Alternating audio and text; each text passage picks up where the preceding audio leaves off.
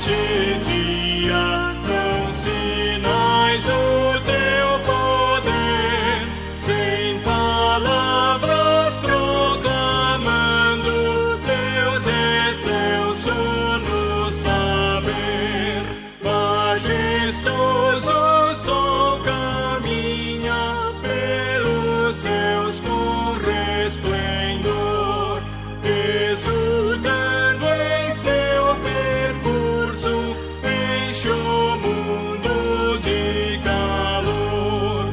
Todo o vasto universo canta em coro teu louvor, e a nós vem doce ensino da palavra do Senhor.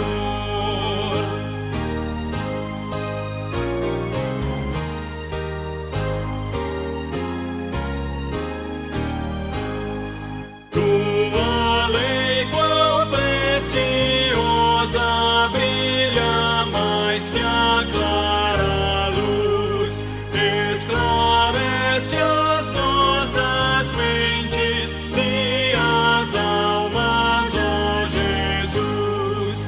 Em tua graça meditando, cantarei, ó bom Senhor, e será da minha boca agradável teu louvor.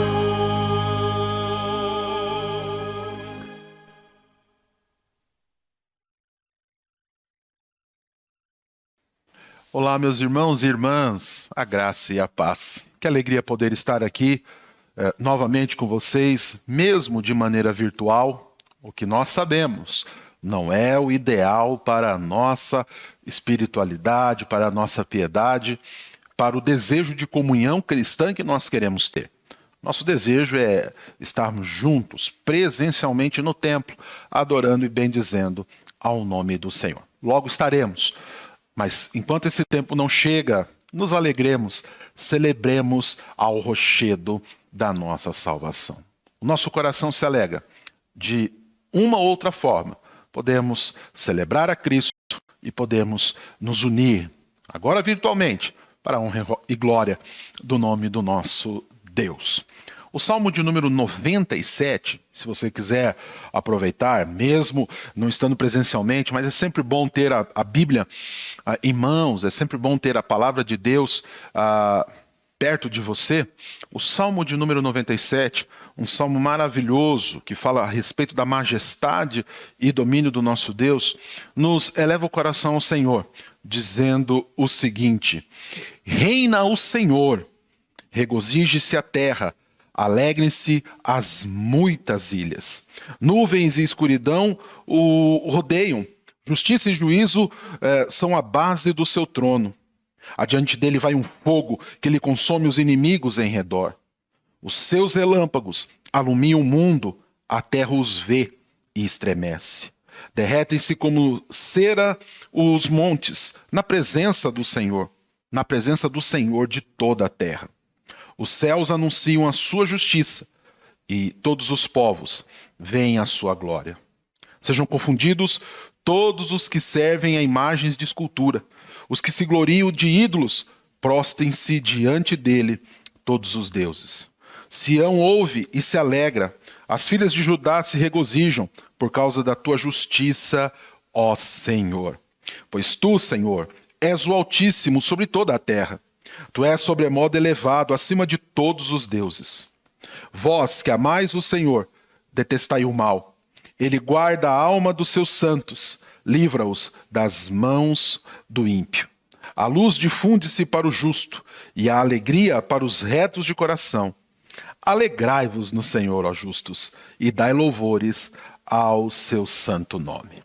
Nós nos alegramos no Senhor e nós rendemos a Ele louvores, porque o seu nome é santo e Ele é digno de honra e glória. E antes de nós rendermos louvores ao Senhor cantando, nós vamos orar, nós vamos bendizer. Aí então, cantaremos, celebraremos, também com muita festa e alegria. e logo retornaremos com a mensagem que o Senhor tem para as nossas vidas hoje, louvando e bendizendo ao nome dele. Vamos orar? Pai bondoso, obrigado pelo teu cuidado gracioso. Obrigado porque até aqui nos ajudou o Senhor. E muito obrigado, porque de mente e coração nós temos a plena certeza e consciência de que reina o Senhor, de que o Senhor é rei sobre toda a terra, que o seu domínio, a sua majestade e a sua glória se fazem presentes sobre todos nós. Abençoa-nos, perdoa os nossos pecados, ó Pai, e enche o nosso coração de alegria e graça. Ajuda-nos nesses tempos onde nós não podemos estar congregando presencialmente. Ajuda-nos nessas obras, que elas terminem, ó Pai, mas com a qualidade, com a graça que só o Senhor pode nos dar, e que em todo o tempo nós celebremos e adoremos a Ti. Obrigado por todo o Teu cuidado. Abençoe os meus irmãos e irmãs nesse momento. Desperta os corações, desperta as mentes, chama para a vida e alegria.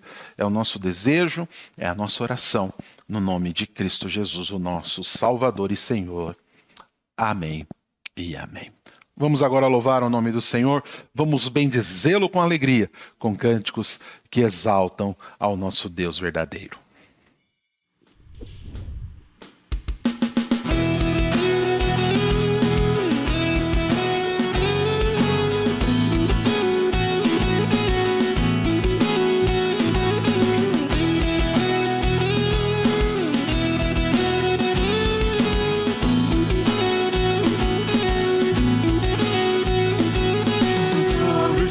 Virá, a ele os reis se prostrarão.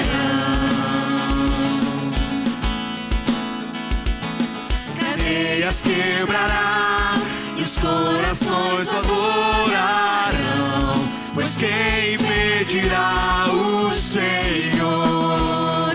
Esse é o nosso Deus, o leão de Judá, rugindo com poder, por nós batalhará, e o mundo há de render-se a Ele.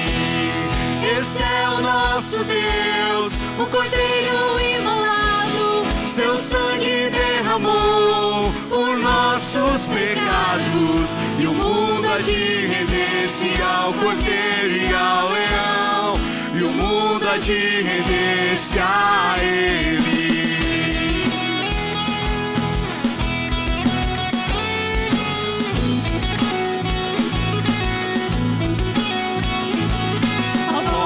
Levantai, deixai o Rei da Glória entrar. Ele veio para salvar e os cativos libertar, pois quem impedirá o Senhor? Esse é o nosso Deus, o leão de Judá, rugindo com poder, por nós batalhará, e o mundo há de render-se a Ele. Esse é o nosso Deus, o Cordeiro imolado, seu sangue derramou por nossos pecados, e o mundo há de render-se ao Cordeiro e ao Leão, e o mundo há de render-se a Ele.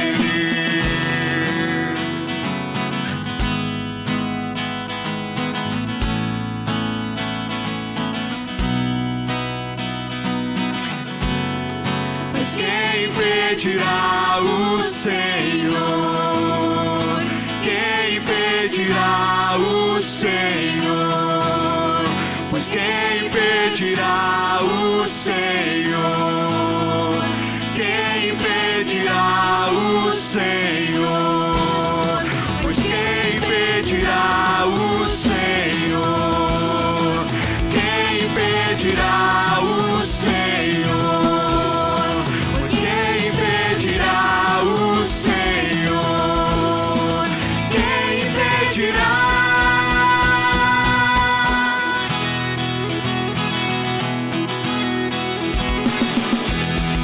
Esse é o nosso Deus, o leão de Judá, rugindo com poder, por nós batalhará, e o mundo há de render-se a Ele. Esse é o nosso Deus, o Cordeiro imolado, sangue derramou por nossos pecados, e o mundo há de render-se ao Cordeiro e ao Leão, e o mundo há de render-se a Ele. Terras e céus se prostram diante do Cordeiro Santo. Toda língua confessará ao Senhor e todo joelho se dobrará diante dele. Adoramos e louvamos o Cordeiro de Deus, aquele que tira o pecado do mundo.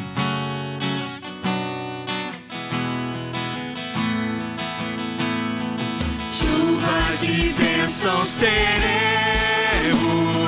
pelas promessas de Deus, tempos benditos trazendo chuva de bênçãos dos céus, chuvas de bênçãos, chuvas de bênçãos dos céus. Tantas nós já recebemos, outras rogamos a Deus. Chuvas de bênçãos teremos, que do Senhor nos virão. Os pecadores indignos, graças dos céus obterão. Chuvas de bênçãos, chuvas de bênçãos dos céus. Tantas nós já recebemos, outras rogamos a Deus. Chuvas de bênçãos teremos, manda-nos, pois, ao Senhor. Dá-nos o gozo dos frutos dos teus ensinos de amor. Chuvas de bênçãos, chuvas de bênçãos dos céus. Tantas nós já recebemos, outras rogamos a Deus. Chuvas de bênçãos teremos, chuvas mandadas dos céus. Bênçãos a todos os crentes, bênçãos do nosso bom Deus. Chuvas de bênçãos, chuvas de bênçãos dos céus. Tantas nós já recebemos, outras rogamos a Deus. Senhor, a maior bênção que nós podemos ter é a tua presença, Senhor. É ela que rogamos essa noite. Faça-se presente em meio de nós e receba todo louvor, toda honra e toda glória para si.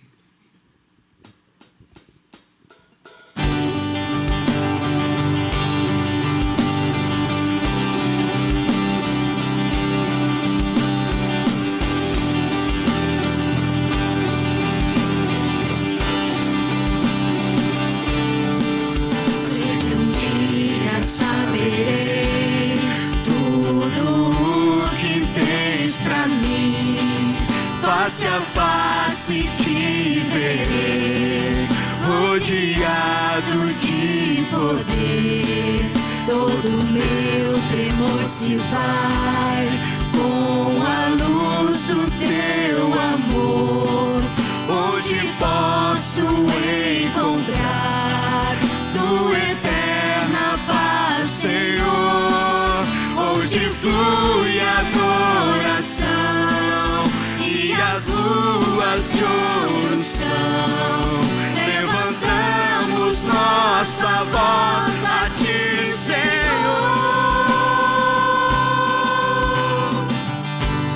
Sem pranto, angústia e dor, sem morte, comigo estás, comigo estás. Sem noite, sem aflição, sem culpas, comigo estás, comigo estás.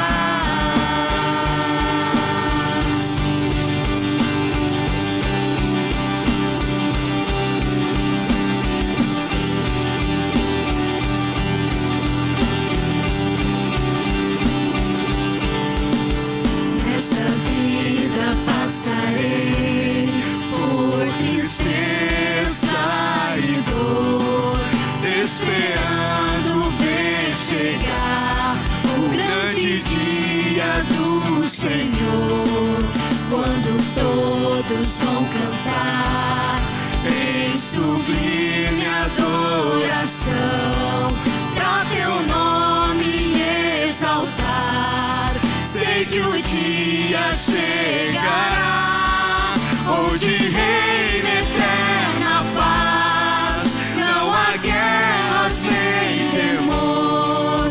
Levantamos nossa voz a ti, Senhor. Sem pranto, angústia e dor, sem morte, comigo estás, comigo estás. Sem noites, sem aflição, sem culpas, comigo estás, comigo estás.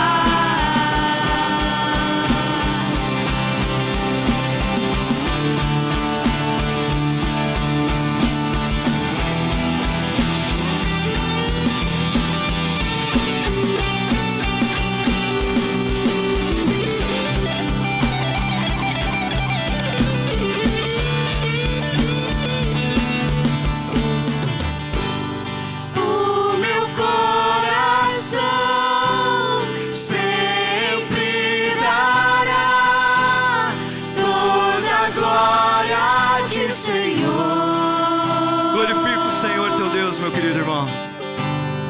O meu coração sempre dará toda a glória a ti, Senhor. Somente tu és digno de toda honra, de todo louvor e de toda glória, Senhor. O meu coração sempre dará toda a glória a ti, Senhor. O meu coração sempre dará toda a glória a ti, Senhor. Sem pranto, angústia e dor, sem morte, comigo estás, comigo estás. Sem noite, sem aflição, sem culpas, comigo estás. Tu estás conosco, Senhor, até o último dia. Estarás conosco por toda a eternidade, Senhor.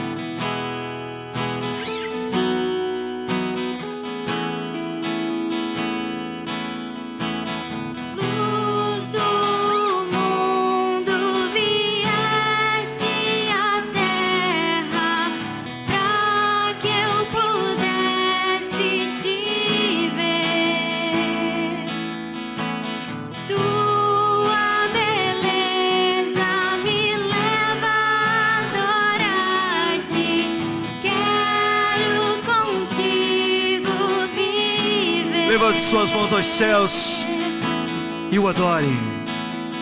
Vim para adorar-te, vim para prostrar-me, vim para dizer que és meu Deus. És totalmente amável, totalmente digno, tão maravilhoso para mim.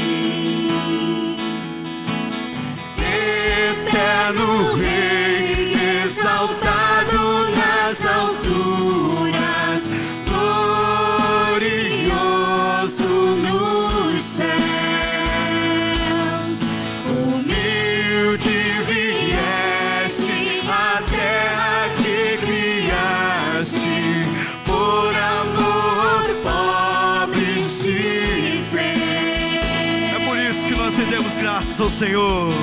Vim para adorar-te, vim para prostrar-me, vim para dizer que és meu Deus, és totalmente amável, totalmente digno, tão maravilhoso para mim. Eu nunca saberei o preço dos meus pecados lá na cruz. Eu nunca saberei o preço dos meus pecados lá na cruz. Eu nunca saberei o preço dos meus pecados lá na cruz. Eu nunca saberei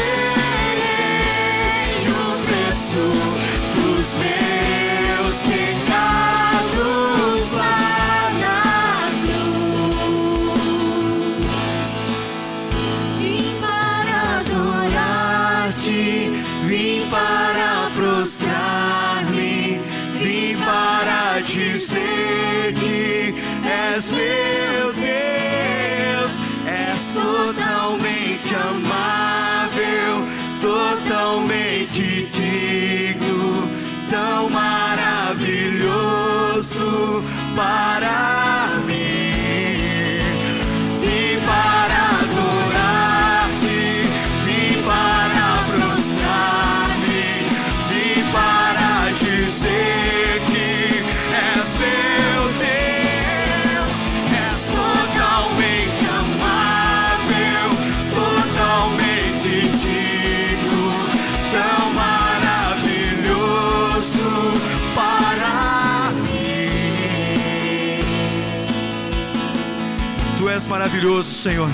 Nós nunca poderemos compreender, Pai, quão tamanho esse amor, Senhor. Como, Pai amado, superabundou o teu amor, Pai, por nós. Nós não entenderemos, Pai, nem mesmo todo o tempo do mundo, nem mesmo toda a eternidade. Não conseguiríamos entender, Pai, compreender, Pai, a extensão desse amor, a grandeza desse amor por nós, Pai. É por isso que nós nos rendemos, nos prostramos. É por isso, por causa deste amor, por causa daquele sacrifício, por causa daquele sangue vertido naquela cruz do Calvário, é que nós estamos aqui rendendo-te graças, te adorando e te louvamos. Bendito seja o teu santo nome, Senhor, em nome de Jesus. Amém. Que bom é louvar o nome do Senhor, que bom é bendizê-lo com alegria. Cantar é sempre muito bom, ainda mais cânticos que elevam a nossa alma à presença do Altíssimo. Mas também é muito bom nós aprendemos com a palavra de Deus. E como nós temos aprendido com essa carta do apóstolo Paulo aos Gálatas. Como tem sido importante nos debruçarmos com esmero e profundidade nos ensinos destas letras. Como é bom nós rememorarmos lições, conduções e condições importantes para a nossa fé em Jesus Cristo, para a nossa fé no Evangelho, que é lâmpada para os nossos pés e é luz para os nossos caminhos. E como é bom nós trazermos as lições destes textos para as nossas vidas. Tanto as lições da exposição do texto, bem como as aplicações, que a cada semana nós direcionamos para áreas, para situações importantes das nossas vidas. Hoje nós vamos abrir um importante capítulo da carta aos Gálatas, o capítulo 5. Nós vamos ler os versos que estão de 1 a 12, e eu quero expor esse texto a você. Eu quero falar a respeito das questões que estão aqui neste texto. E aí, então, trazemos algumas aplicações a respeito da conduta na vida, na graça. Então, depois de nós aprendermos, depois de eu expor a você o que Paulo está falando aqui nesse texto aos Gálatas, eu quero então trazer aqui algumas aplicações a respeito de condutas, de quais devem ser as marcas, as características, ações que devem nortear, direcionar a nossa vida na caminhada da graça. Gálatas capítulo 5, os versos de 1 a 12, texto formidável, nos diz o seguinte: para a liberdade foi que Cristo nos libertou.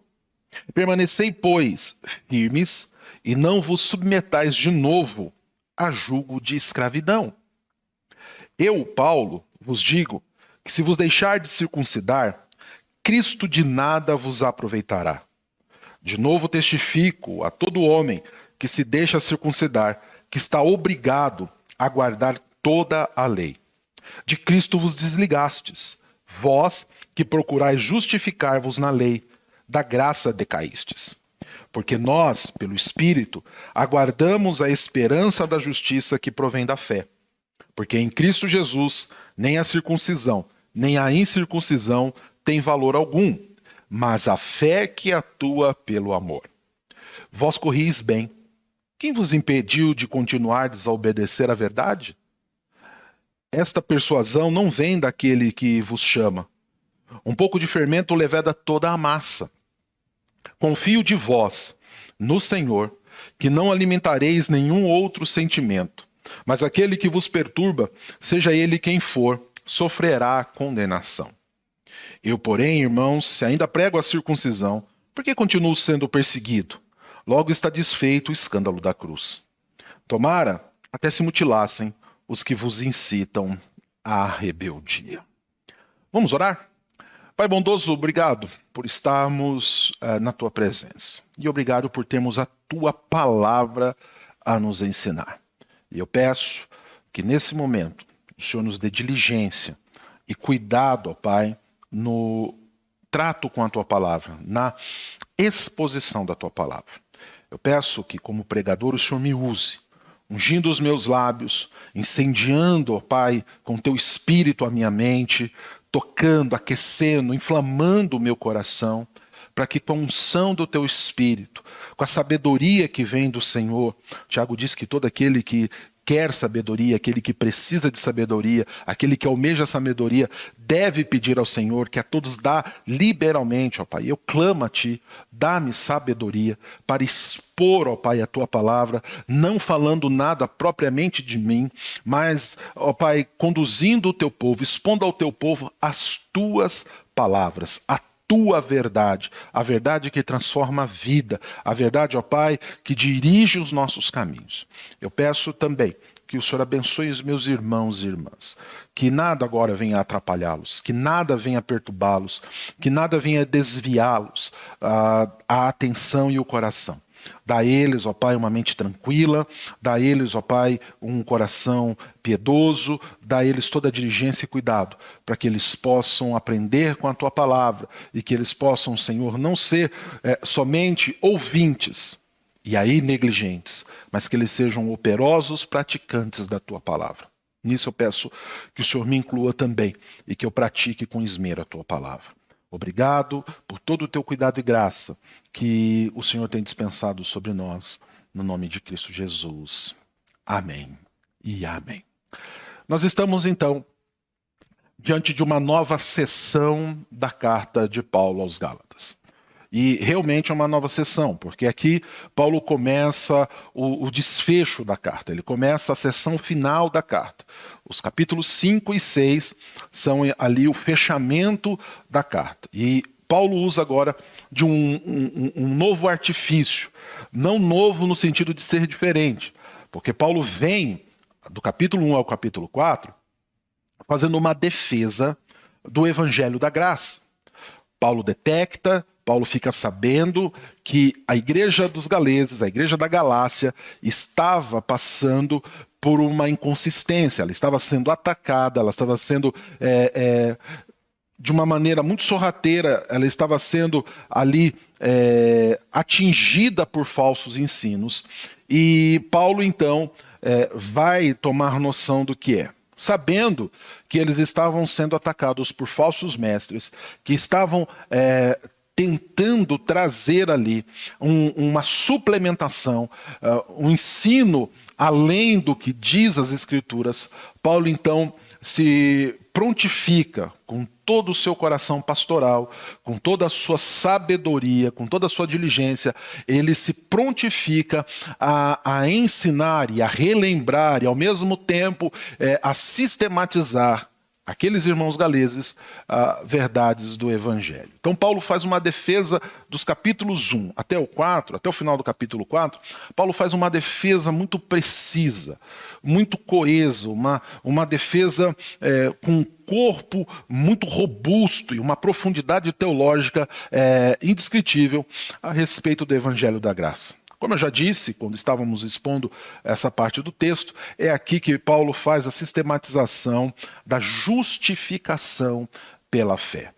Se nós entendermos e acreditarmos que Gálatas e acreditarmos baseados em relatos históricos, em evidências históricas de que Gálatas é a primeira carta escrita por Paulo, nós temos aqui então o início de toda a sistematização teológica de Paulo, de toda a profundidade, todo o compêndio teológico que Paulo traz a cada um de nós. Então, nos capítulos de 1 a 4, Paulo faz essa defesa. Por quê? Porque os Gálatas estavam sendo chamados a abandonar o Evangelho da Graça. Os Gálatas estavam sendo chamados a não mais confiar na justificação pela fé, não mais acreditar na vida pela graça, em uma vida simples, abundante, porém simples, porque o Evangelho da Graça é isso. Ele é abundante, ele é robusto, ele é intenso, porém muito simples, porque não depende de nada nosso, nem dos nossos sistemas humanos. O Evangelho da Graça não precisa de elaborações religiosas, filosóficas, nada disso. O Evangelho da Graça fala de um Deus que amou os seus de tal maneira, com um amor tão profundo, que ele veio em resgate dos seus, dando para isso o seu Filho Jesus para morrer na cruz. Todos nós estávamos mortos nos nossos delitos e pecados, mas Cristo se fez justiça por nós. Ele nos justificou em sua morte. Ele nos trouxe a redenção em sua morte e ressurreição, e nele hoje nós temos vida e vida em abundância. E não precisamos de mais nada. Não há necessidade de acréscimo, de suplementação a respeito disso. A religião cristã, a verdadeira religião evangélica, acredita que somos salvos pela graça, justificados em Cristo Jesus. Porém, os judaizantes estavam dizendo aos Gálatas que não era assim. Eles estavam dizendo que havia uma religião já fundamentada há alguns milênios, uma religião pactual, vinda do pacto que Deus fez com Abraão e que era marcado pela circuncisão. Aqui, o principal rito da aliança de Abraão com Deus, ou de Deus com Abraão, era a circuncisão. E esses judaizantes estavam dizendo que se aqueles galeses, aqueles gentios não fossem circuncidados, eles não seriam salvos. Então os judaizantes acreditavam que a salvação passava pela circuncisão. Eles não acreditavam que a circuncisão era um símbolo da aliança de Deus com o seu povo. Assim como, por exemplo, nós que somos casados, trazemos em nossas mãos, na nossa mão esquerda, o símbolo da nossa união conjugal, a aliança que nós trazemos. Quando você olha na mão de uma pessoa, na mão esquerda da pessoa, e você vê uma aliança ali, você automaticamente a identifica como uma pessoa casada. Então, a aliança é o símbolo, né? Ela simboliza esse pacto, ela simboliza esse compromisso. Porém, ela não é o compromisso em si. Pessoas podem ser casadas, podem viver como casadas, pessoas podem viver em fidelidade, amor, uma vida maravilhosa, sem, no entanto, carregarem no dedo uma aliança. É importante ter? Eu creio que sim. É importante carregarmos, é importante termos esta marca. Porém, o nosso compromisso não é esse. O nosso compromisso é com o casamento. Assim como o nosso compromisso é com Cristo, por meio do seu chamado para cada um de nós. O compromisso do povo de Israel era um compromisso com Deus, por meio do chamado, da eleição de Deus para com Israel, e Deus deu uma marca, que era a circuncisão para todos os homens. E ali então eles faziam uma marca. Porém, a salvação não era por conta da circuncisão. A salvação era por conta da fé daquele povo no seu Deus. Fé essa que o próprio Deus implanta no coração do seu povo, assim como é nos dias de hoje, assim como acontece conosco ainda nos dias de hoje. Então, a marca está aqui, porém o compromisso vai muito além disso. Então, o que estava acontecendo? Aqueles judaizantes estavam chamando os gálatas a se circuncidarem. E junto a isso também estavam chamando a observar dias, festas, ritos e tudo mais que faziam parte da religião judaica. Estes ritos, essas festas, estes símbolos foram dados por Deus ao seu povo como sombra daquilo que estava por vir.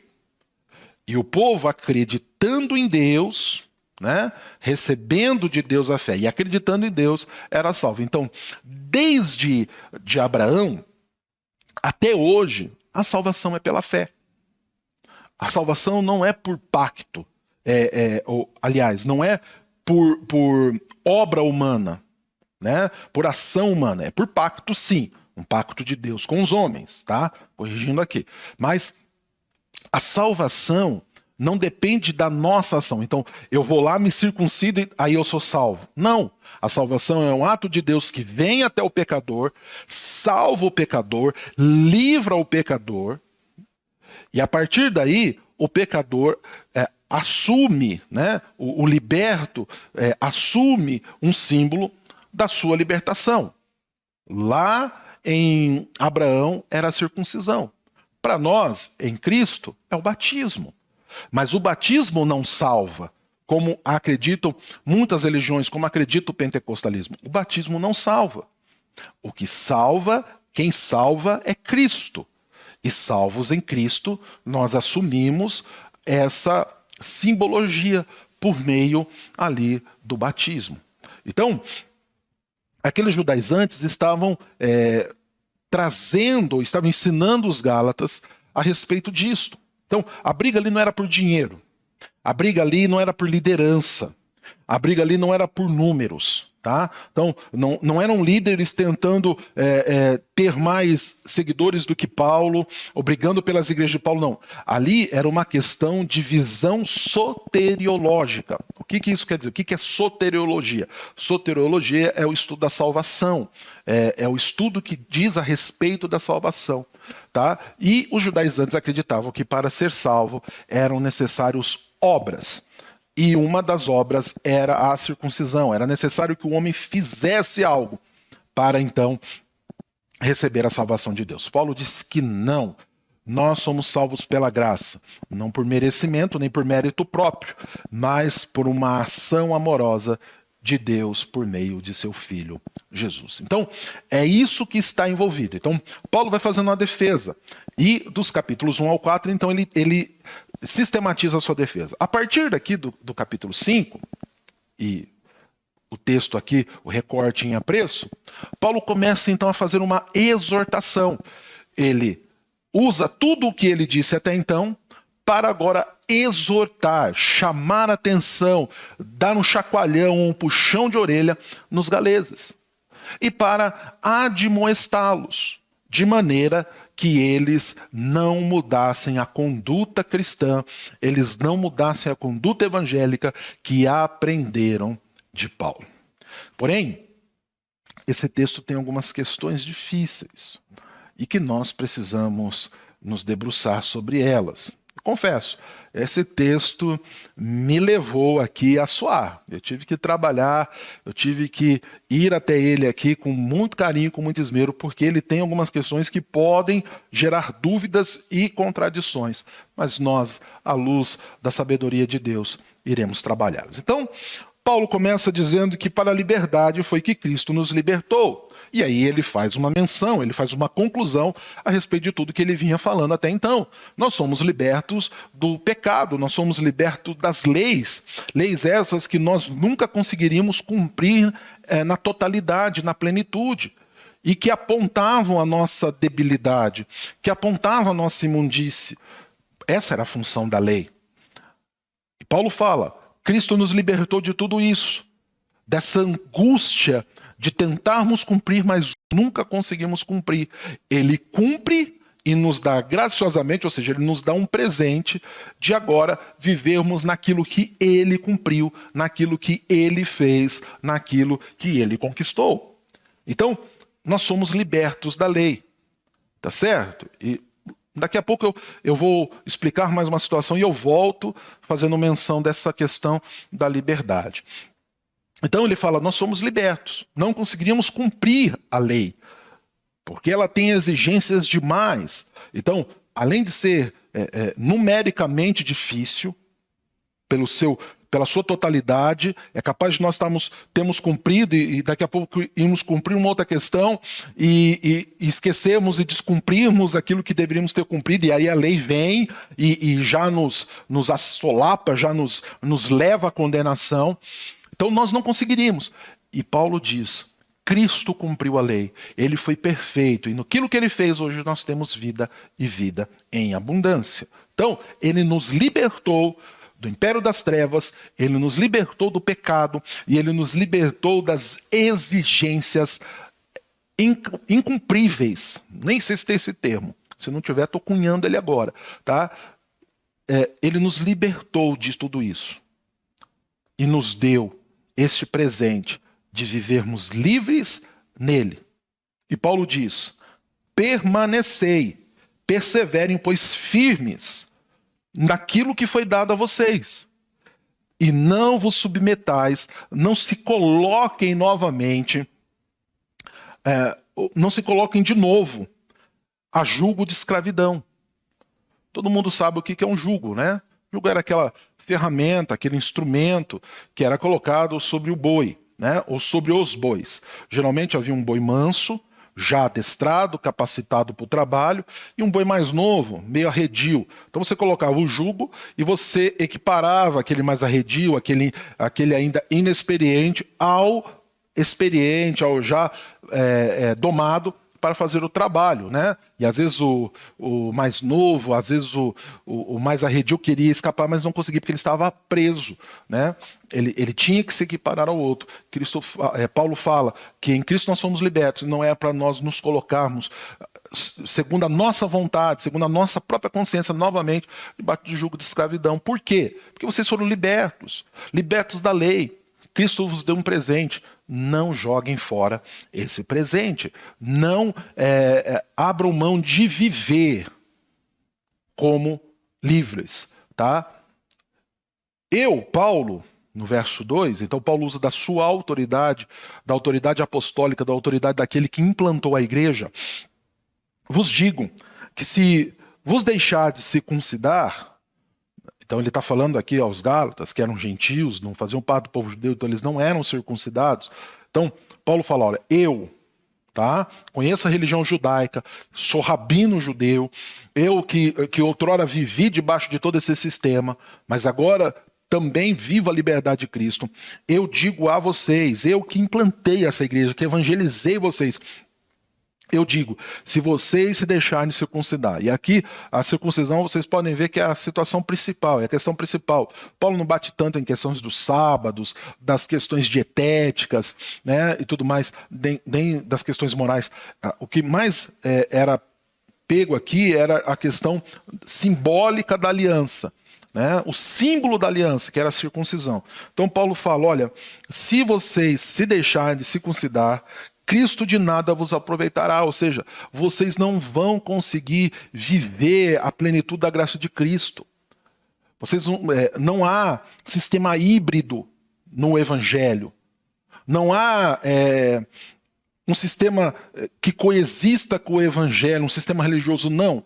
Ou é o Evangelho ou é a lei. O Evangelho é muito radical nisso. Ou é um ou é outro. Não tem como fazer uma mistura, uma simbiose, não. Ou é um ou é outro. Se vocês quiserem viver ali uma coisa meio lusco-fusca, meio para lá, para cá, não. Vocês não vão aproveitar nada de Cristo. Vocês não vão aproveitar nada da vida na graça, da liberdade cristã. Vocês não vão poder desfrutar no dia a dia de vocês daquilo que Cristo tão graciosamente vos deu. E de novo no verso 3, testifico a todo homem que se deixa circuncidar, que está obrigado a guardar a lei. Então, da mesma maneira que não tem como você tentar viver uma graça híbrida, a lei também não. A lei, ela exige totalidade. E ela vai te esmagar, ela vai te punir, ela vai mostrar de forma forte a sua incapacidade assim que você descumprir a primeira regra da lei. E saiba que esse descumprimento aparece nos primeiros momentos. Não tem aqueles que conseguem ir muito fundo na lei, não. Em poucos instantes nós já tropeçamos em alguma outra regra, porque além de tudo ela é muito grande, ela é muito extensa, então ela já se apresenta volumosa no começo, a lei, ela já vem com muito conteúdo, nós já não vamos conseguir, vamos tropeçar e seremos condenados pela lei. Então Paulo diz, né, aqueles que se deixam circuncidar, que já se deixaram circuncidar, estão obrigados a guardar toda a lei. E quem está dizendo isso era um rabino judeu, alguém que sabia das leis, alguém que sabia do sistema condenatório, punitivo ali da lei, e ele sabe que a lei exige isso. Então ele está dizendo, olha, não caiam nessa loucura, não vão nessas ideias erradas, pelo contrário. A vida pela graça é simples, e talvez essa simplicidade fizesse com que alguns titubeassem, até assumissem práticas judaizantes. Ela é simples. E ela não depende de vocês. Ela depende do que foi dado a vocês. E a partir do que foi dado a vocês, vocês vão praticar obras dignas do arrependimento, obras de justiça, baseados na graça. E mesmo praticando essas justiças, vocês ainda irão uma ou outra vez pecar, porque vocês estão sendo aperfeiçoados, mas a graça concede a oportunidade do perdão. E aí, não Paulo, mas João, diz que se vocês confessarem os vossos pecados, ele, graciosamente, amorosamente, é fiel e justo para vos perdoar os pecados e vos purificar de toda injustiça. Ele não vai vos condenar, a lei vai condenar vocês, a lei vai punir vocês, a lei vai encerrar vocês num calabouço de escuridão e tristeza, mostrando o quão miseráveis vocês são. Então, Paulo faz esse alerta.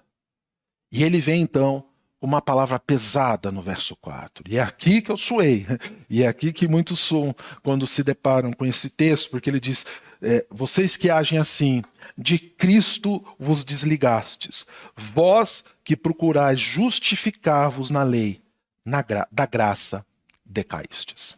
E por que esse texto é difícil? Porque esse texto aqui é usado como base, principalmente pelos pentecostais, para trazer à tona um ensino a respeito da soteriologia, dizendo que o homem pode, em um tempo ou outro, perder a salvação. O homem pode, por conta de sua vontade, escolher seguir um caminho que não é um caminho cristão e, com isso, perder a salvação, decair da graça. Esse ensino é um ensino muito comum no meio pentecostal, tá certo? Muitas igrejas pentecostais acreditam dessa maneira. Esse ensino foi sistematizado por John Wesley, o pai do metodismo, né? E esse ensino acredita que o homem é capaz de perder a salvação. Inclusive, no meio católico romano, existe essa ideia, e inclusive ali elaborada dentro da ideia sinergista, né, da questão teológica do sinergismo. Você pode depois dar um Google, procurar aí e apreciar melhor.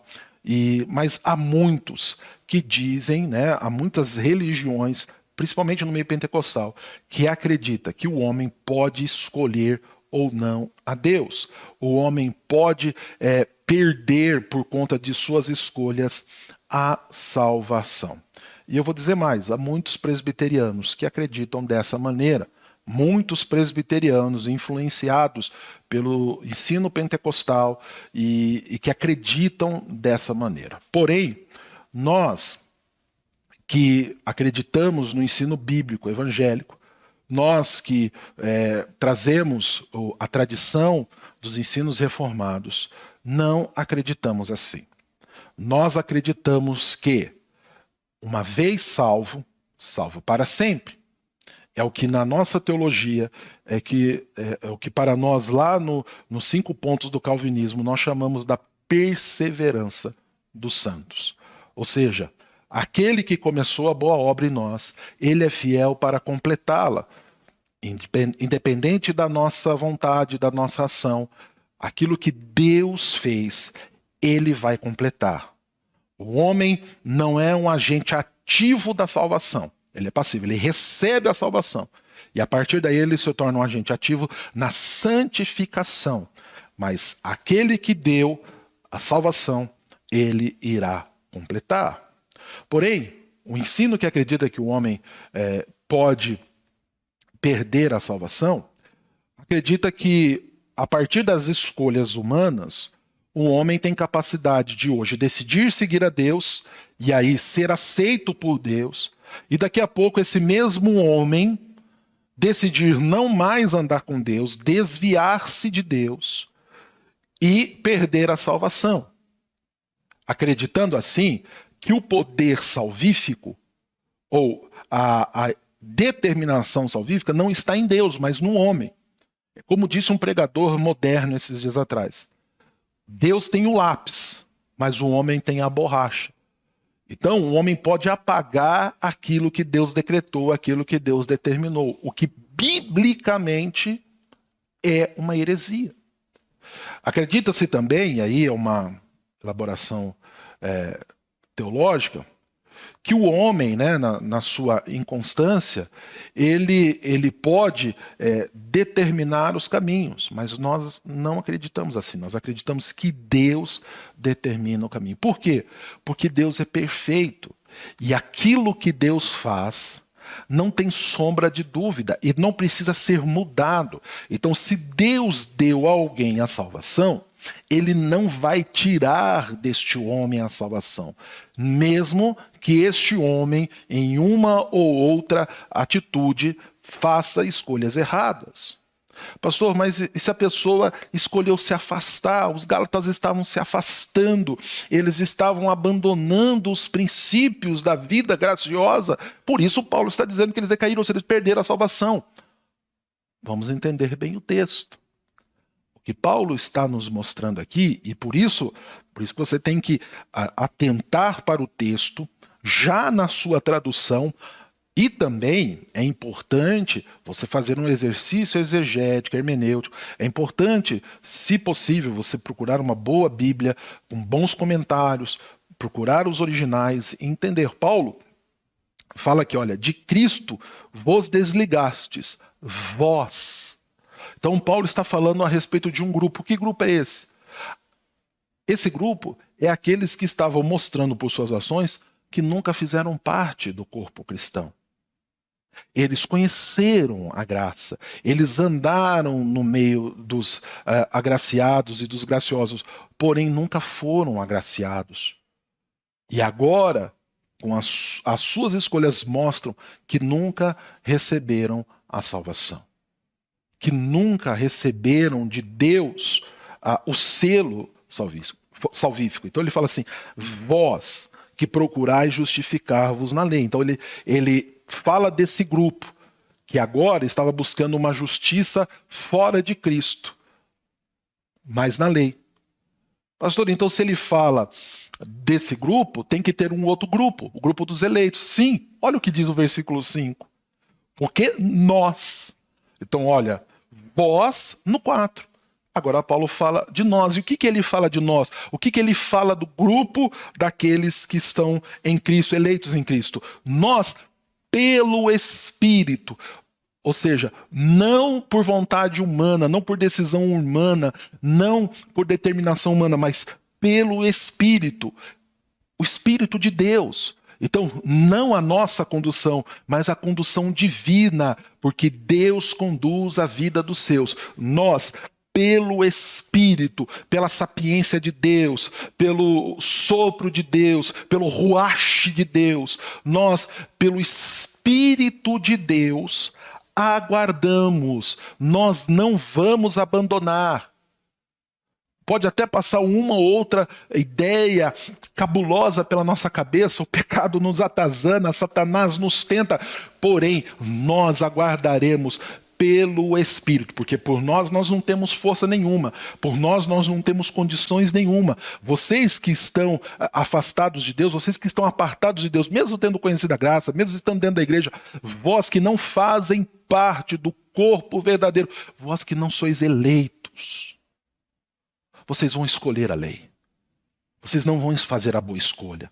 Vocês não têm capacidade. A depravação que há em vocês não permite que vocês façam uma boa escolha. Vocês vão procurar justiça na lei.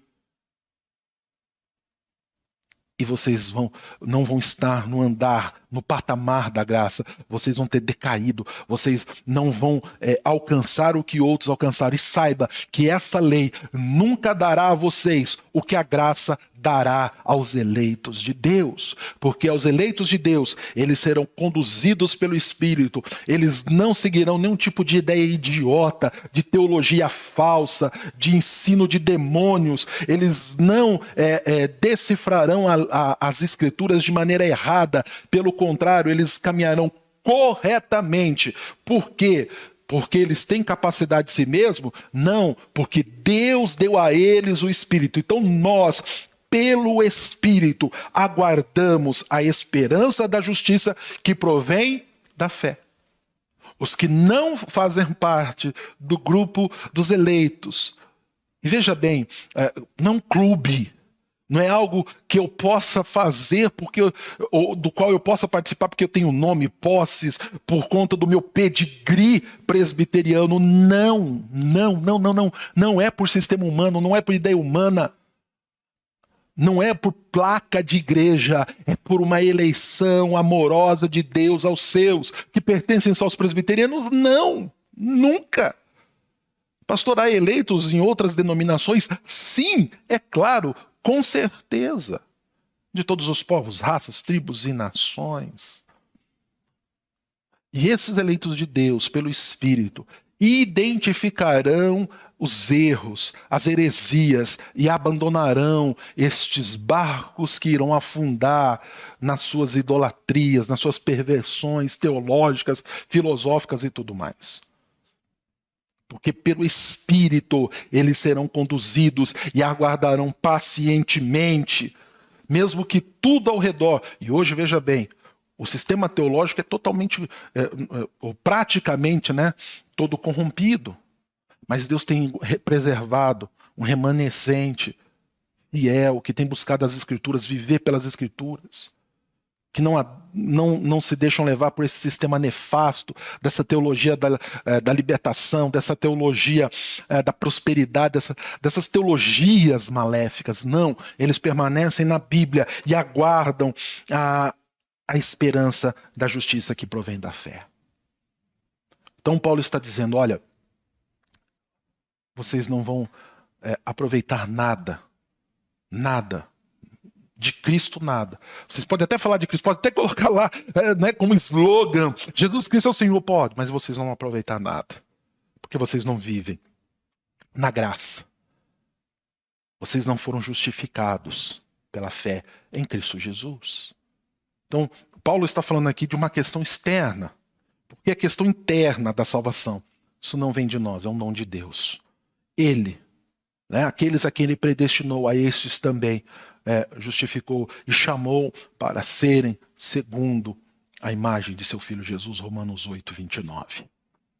Então, esse texto, lido de uma forma displicente,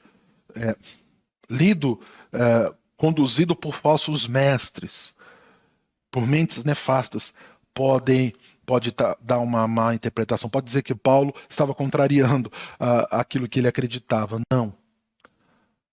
Essas religiões, fora da teologia reformada, principalmente essa ideia pentecostal, eles acreditam, ou aliás, eles não acreditam na predestinação.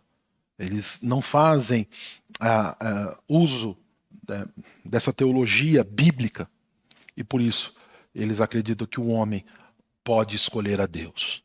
Daí vem, inclusive, muitas expressões, até no cancioneiro. Eu escolho Deus, né? Eu escolho ser amigo de Deus. Eu não escolho nada. Deus me chamou, Deus me elegeu. Eu não tinha capacidade nenhuma. Eu estava morto no meu delito e pecado. Eu era um miserável, eu era pó.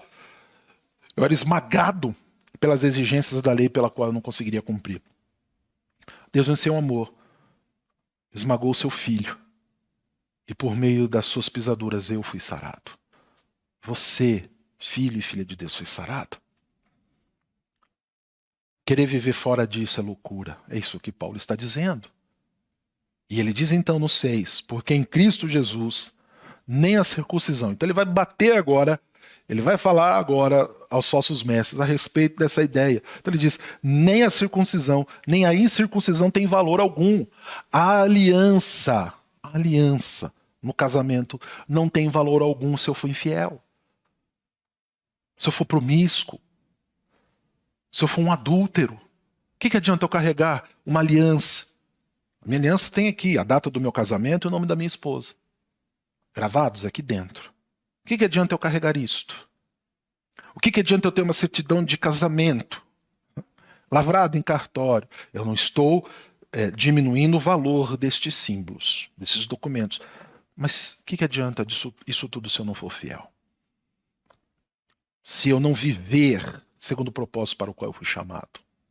Então, Paulo diz que o valor não está na circuncisão, mas a fé que atua pelo amor. É na fé. Nós somos salvos pela fé, por causa da fé que nos foi dada. Ela não vem de nós, é um dom de Deus. Então, não é a marca no corpo, não é o símbolo que eu carrego, mas é a resposta positiva e amorosa que eu dou, né? Mas não é isso ainda, é a fé que foi implantada em mim e a partir daí eu respondo. A partir daí eu clamo, como Paulo diz em outro capítulo aqui de Gálatas, eu clamo Abba Pai. Eu digo, o Senhor é o meu Deus, é o meu Pai. Então, Paulo diz, o valor não está nisso. E ele diz, olha, vós corris bem, verso 7. Vocês estavam caminhando bem. Vocês estavam entendendo. E parecia que havia um número maior de eleitos entre vocês. Quem vos impediu de continuar a desobedecer à verdade? Fui eu? Não. Foram eles. Foi andar com esses falsos mestres, acreditar nesses falsos mestres. Essa persuasão não vem daquele que vos chama, não vem de Cristo e nem de mim, que sou imitador dele.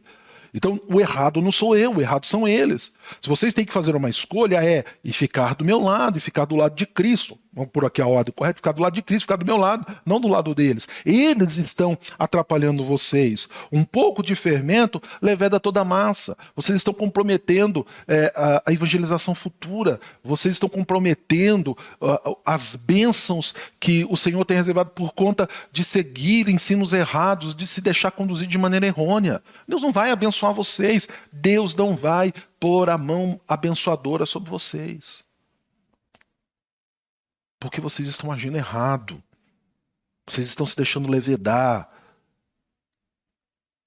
Quando eu disse que há muitos presbiterianos que não acreditam na predestinação, porque foram levedados por falsos ensinos, se deixam levar por todo tipo de pregação, por todo vídeo de YouTube, por todo tipo de programa televisivo que corrompe.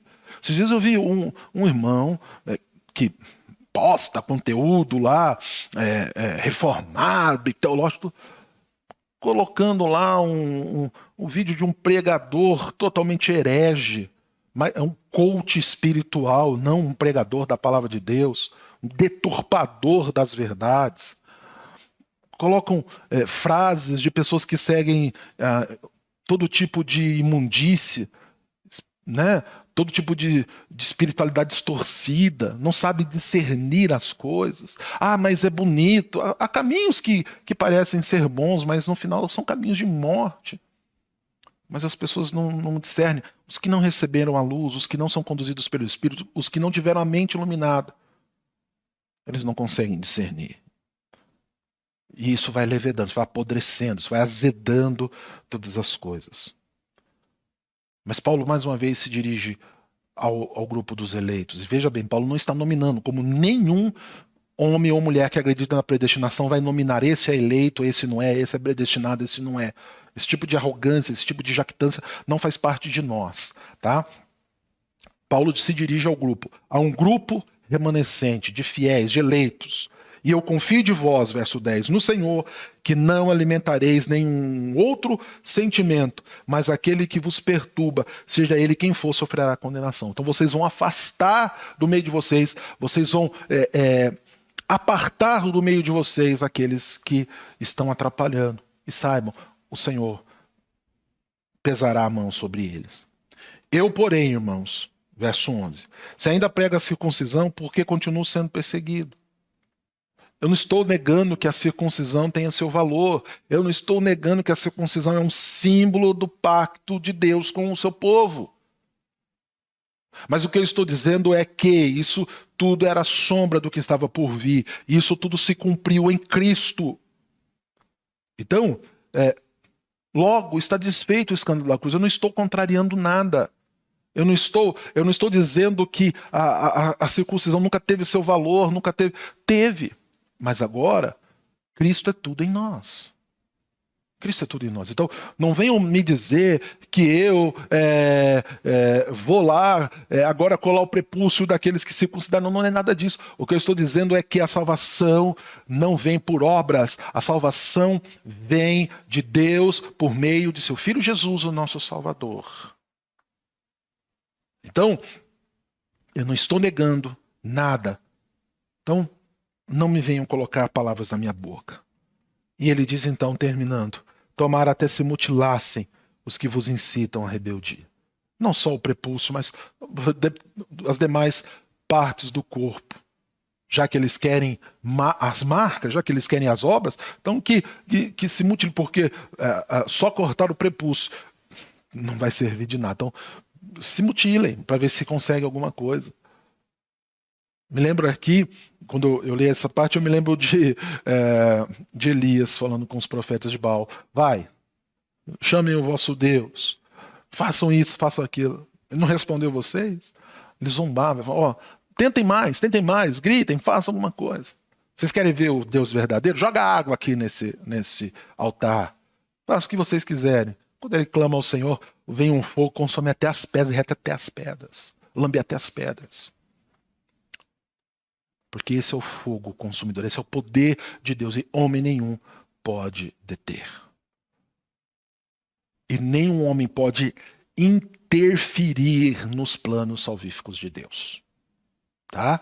Então, o homem não perde a salvação. Porque ele não é um agente ativo dela. Não é porque o homem... Mas se o homem confessar, ele vai confessar se o Senhor tocar no coração. Se o Senhor despertar, senão ele não vai fazer. É Deus ainda, inclusive, põe a palavra na boca do pecador para ele confessar. Põe a vontade, a palavra, o discernimento para ele entender todas essas coisas. Tudo na salvação vem de Deus. Tá? É o que a Bíblia nos ensina. Deus é imutável. O homem pode mudar. E é isso que prega essa teologia que acredita que o homem pode perder a salvação. Que o homem, ele é mutável, ele pode hoje escolher a Deus e amanhã não. Só que nós acreditamos na teologia onde a verdade está no Deus imutável, Deus não muda. Então aquilo que ele deu, ele é o garantidor até o dia final. Tá certo? Então, pastor, mas a pessoa confessou, depois ela negou. Confessaram com os lábios, aquela turma expulsou demônio, fez milagre, fez tudo, mas não vos conheço, não sei quem vocês são. Falaram. Me chamam de Senhor, Senhor, mas o vosso coração não é meu. Não é meu porque eu não quero que ele seja meu. Eu não quero você para mim como meu povo. Pastor, eu confesso e acredito em Jesus como meu Senhor e Salvador. Você confia e acredita porque Deus assim o quer. E agora ele está te dando a oportunidade de você entender de maneira sistematizada, de maneira teológica, esse chamado dele. Louve a ele, agradeça a ele por isso. E a partir daí, então, nós temos um chamado amoroso de Paulo. Paulo aqui está sendo muito amoroso, tá? O grande pastor Paulo está sendo amoroso. E ele dá aqui para nós este ensino, esse chamado. E a partir daqui nós podemos tirar algumas aplicações de como deve ser o nosso proceder, o que vai nos diferenciar daqueles que falsamente confessam a Cristo, vai nos diferenciar, nos fazendo, então, dar provas da nossa vida na graça. Então, algumas condutas da vida na graça. A primeira delas, a título de aplicação, a primeira conduta que alguém que vive na graça tem é o de perseverar no caminho da graça.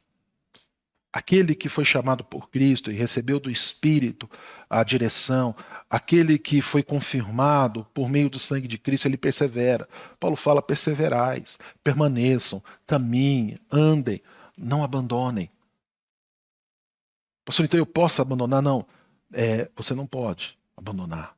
Você pode até tentar. Às vezes a gente até pensa, vou largar tudo, vou viver mais não, mas o Senhor é tão gracioso por meio do seu Espírito que logo tira essas ideias idiotas da nossa cabeça. E nós permanecemos.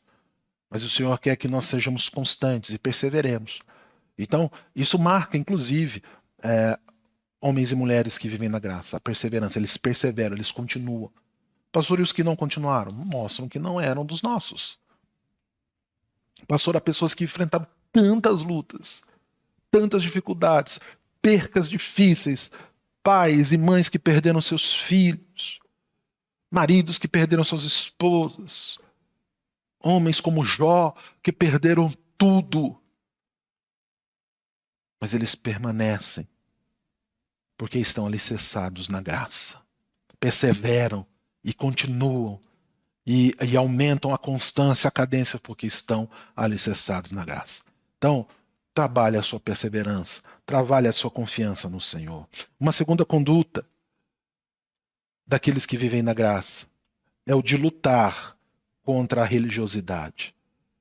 Eles não vivem mais presos a questões da religiosidade. São religiosos, fervorosos, mas não vivem a religiosidade, não acreditam que a salvação vem pela religião, não impõem às pessoas a religião, eles pregam às pessoas o evangelho, eles mostram às pessoas o caminho do evangelho, e a partir daí a prática da verdadeira religião. Porém, eu preciso dizer algo a você. Quando eu digo aqui que lutam contra a religiosidade, não é que se afastam da igreja. Tem muita gente que, nesse inteirinho de lutar contra a religiosidade, acredita que deve se afastar da igreja. Não. Eles devem se afastar das más práticas existentes em muitas igrejas. Talvez em todas as igrejas. Todas as igrejas têm defeitos, porque todas as igrejas têm pessoas. Pastor, a nossa igreja presbiteriana de Toledo tem defeito? Sim, a começar pelo seu pastor. Nós aceitamos isso? Não, nós lutamos em Cristo para dirimirmos, para acabar com todo e qualquer tipo de defeito, mas ainda pecamos. Queremos? Eu uso o que Paulo diz, miserável homem que sou. O bem que eu quero eu não consigo executar, mas o mal que eu não quero, ele vem me assolapar, ele se levanta contra mim. Mas eu me acomodo? Não, eu luto contra isso. Eu luto em tentar me expressar por meio de ritos e atitudes humanas. E busco arduamente a viver pelo Evangelho. Agora, lutar contra a religiosidade não quer dizer que eu vou me afastar da igreja. Tá? Não tem como um soldado dizer que vai servir o exército longe do quartel. Longe do seu grupamento. Lutar contra a religiosidade é lutar contra todo e qualquer tipo de invencionice humana, de atitude humana para tentar se justificar diante de Deus.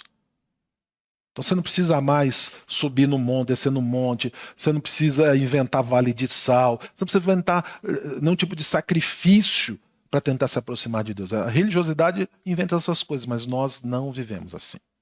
Certo? A terceira conduta que nós praticamos, que nós temos na vida da graça, é o de fortalecer a nossa vida na fé. Nós devemos fortalecer a nossa fé. Pastor, como eu fortaleço a minha fé? Como eu faço para ter uma fé robusta? Primeiro, lute contra o pecado. Lute para não viver pecando. Pastor, mas quer dizer então que se eu pecar, olha, eventualmente você uma outra hora vai pecar.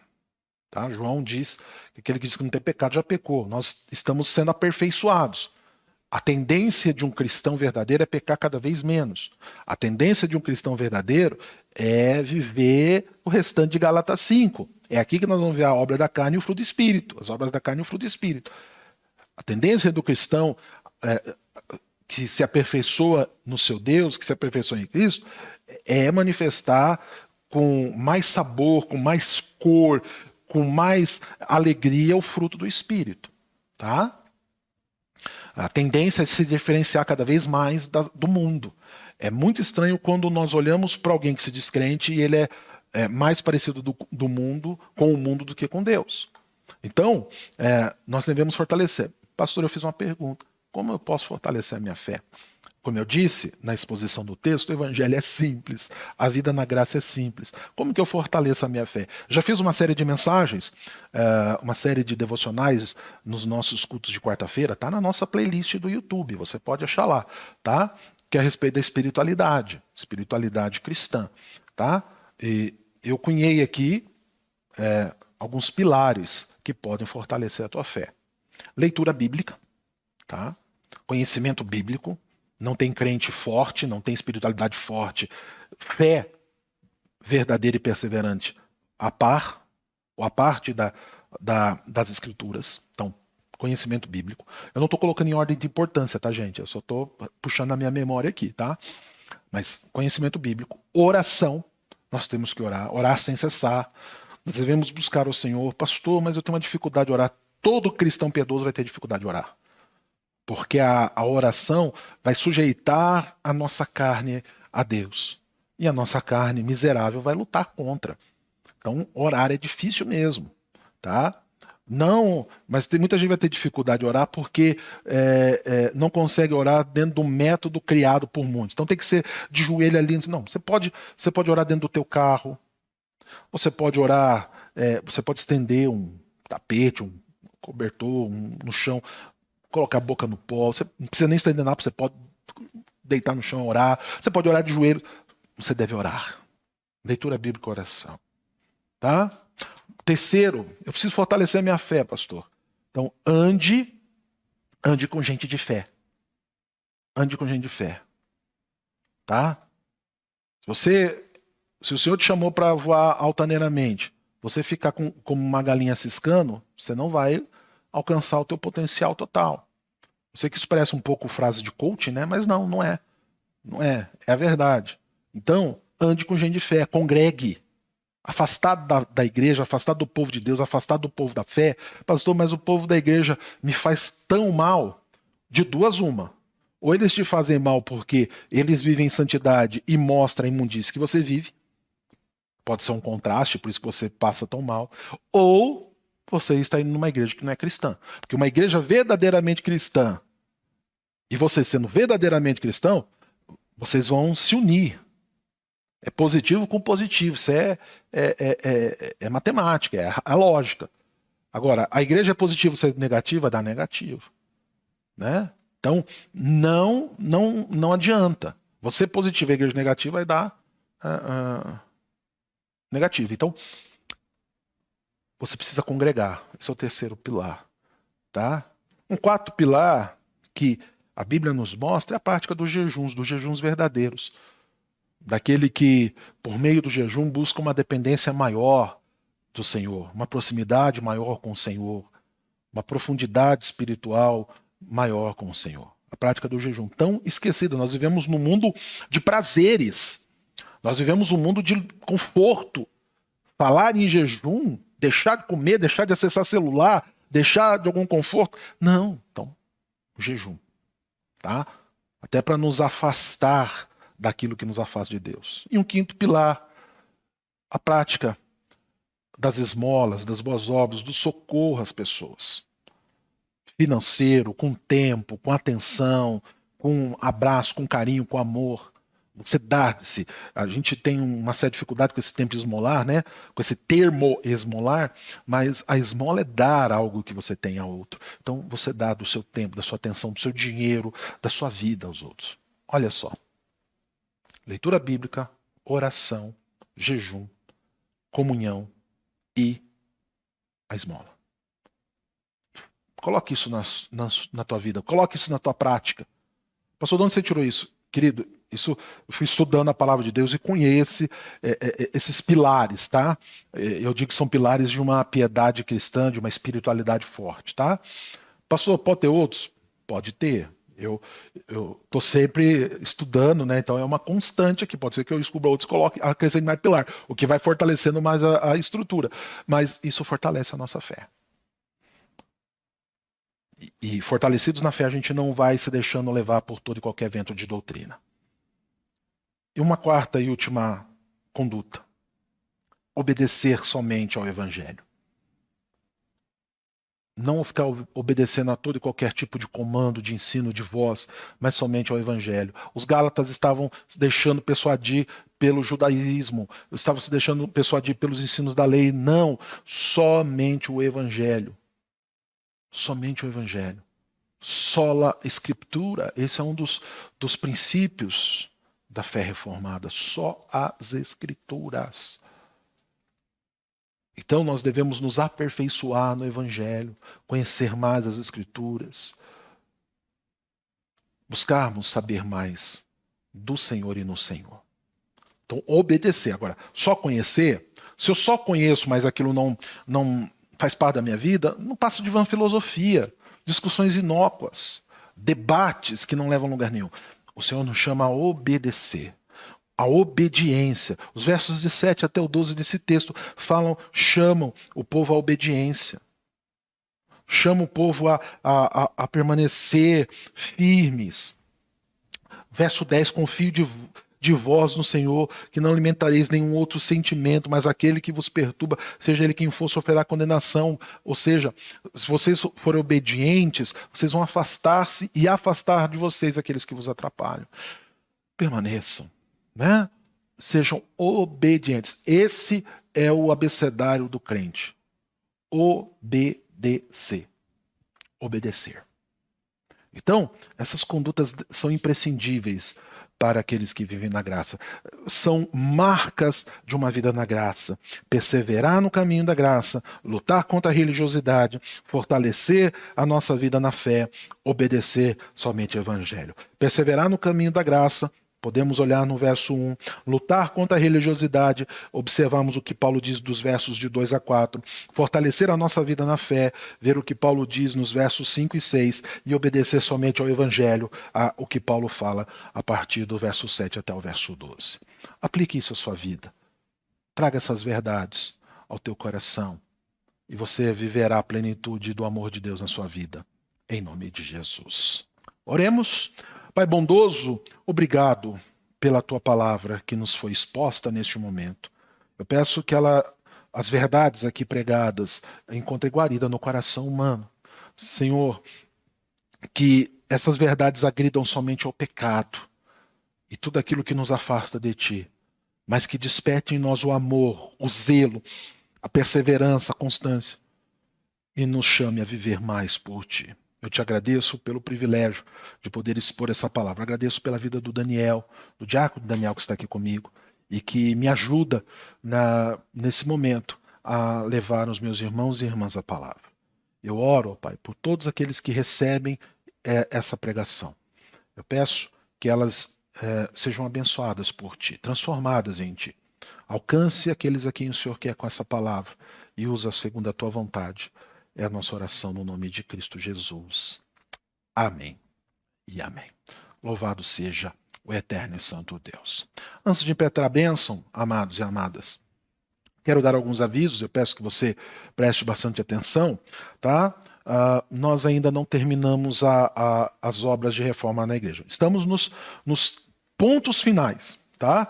Pontos finais, algumas questões só de pintura, mas bem pouco, coisas rápidas, alguns detalhes do piso ali, da arrumação interna do templo, algumas questões ainda da elétrica, da iluminação, mas são poucas coisas. Mas um pouquinho aqui, um pouquinho ali, né, acaba se tornando um pouco mais volumoso, e foram essas coisas que nos impediram de voltar nesse momento a termos o culto ali já presencial. Mas eu peço aos irmãos e irmãs, em nome de Jesus, que perseverem, que permaneçam, por favor, né? Fiquem firmes, que logo nós retornaremos. Estamos trabalhando arduamente, queremos que essa semana seja a última da reforma.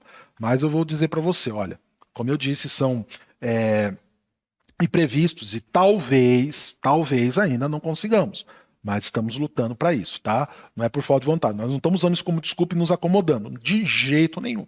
Tá? Estamos trabalhando de maneira abençoadora. E eu peço, inclusive, que você ore por todos que têm trabalhado. Tá? Eu agradeço ao nosso conselho por toda a diligência, amor e cuidado, tá? Que tem dedicado essa obra. Agradeço a todos aqueles que doaram, que estão doando, que deram, que estão se envolvendo de uma ou outra maneira. Eu louvo o nome do Senhor pela vida de vocês. Tá? Louvo ao Senhor por aqueles que saem daqui de madrugada, que ofertam com alimento, que oram, a todos, tá? Eu agradeço de coração, tá certo? Estamos trabalhando, você vai ver, tá ficando bem legal, tá? Tá ficando maravilhoso, e logo nós retornaremos. Com isso também, irmãos e irmãs, por conta desses detalhes, eu entendo ser melhor, inclusive, as nossas atividades presenciais não retornarem essa semana. Nós estamos trabalhando para que pelo menos as atividades presenciais retornem. Mas com esses detalhezinhos, uma outra coisa fica solta e pode ser complicado, aí isso pode causar algum inconveniente, o que nós vamos evitar. Também, graças ao bom Deus, ele nos mandou chuva, tá? E chuva com obra gera uma certa complicação. Então, algumas coisas também não vão poder ser mexidas por causa da chuva. Mas louve a Deus pela chuva. Nós estávamos precisando. Louvado seja o nome do Senhor pela chuva. Tá bom? E, no mais, que Deus os abençoe. Tá? Que Deus os guarde. O Senhor vai nos dar graça, como já tem nos dado. Tá bom? Também se envolva com a igreja, com a reforma, nas questões financeiras. As reformas demandam valores, tem custo. Não deixe de dizimar nem de ofertar, tá bom? O Senhor conceda graça e prosperidade, a verdadeira prosperidade sobre a sua vida, em nome de Cristo Jesus, tá bom? No mais, que Deus abençoe a sua família. Precisando de mim para qualquer coisa, não se acanhe, tá? Como eu tenho envolvido ali com a reforma e com algumas outras coisas pontuais, talvez esses dias não tenham chegado até você, né? Não tenham chegado até você. Se você precisar de mim, não se acanhe. Não tenha medo. Pastor, olha, precisamos conversar, precisamos orar. Pastor, né? Precisamos tomar um café. Vamos lá tomar um café, né? Vamos lá, estamos aí, tá bom? Não deixe de pedir ajuda ou de, pelo menos, mandar uma mensagem para nós irmos matando a saudade. Mas logo retornaremos às atividades normais. Bênção em nome de Jesus. Tá bom? Então, que o Senhor abençoe a sua vida, que o Senhor guarde você em todo o tempo.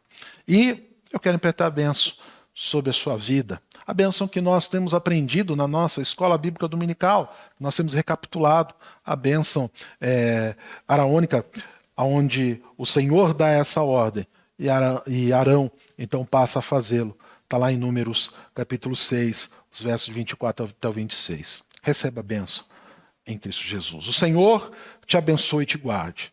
O Senhor faça resplandecer o rosto sobre ti e tenha misericórdia de ti. O Senhor sobre ti levante o rosto e te dê a paz. Amém. Irmãos e irmãs, estamos todos com muita saudade. Estou com muita saudade de vocês. Eu amo vocês, tá bom? Forte abraço. Que Deus te abençoe. Vamos retornar em nome de Jesus.